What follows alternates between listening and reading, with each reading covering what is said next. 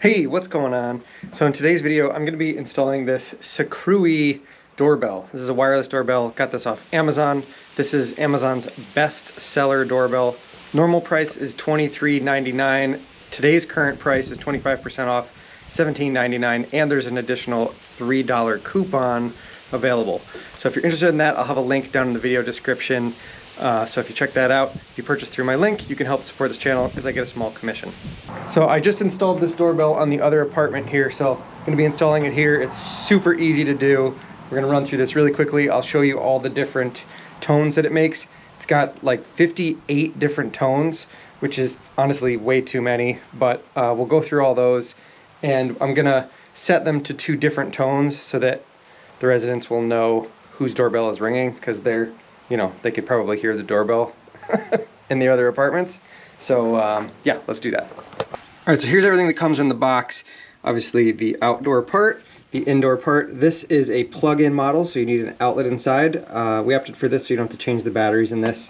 This still does have a battery inside of it, so this battery could die down the road and you'll have to change that out.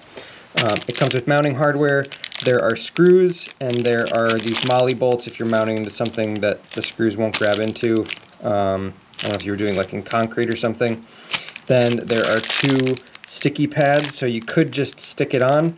I opted to screw it on because I just don't trust these things long term. Comes with a manual that explains how to operate it and everything. And then there's just this supplier's declaration of conformity. So let's get rid of this thing. Again, it's pretty straightforward to do. You just plug this in inside.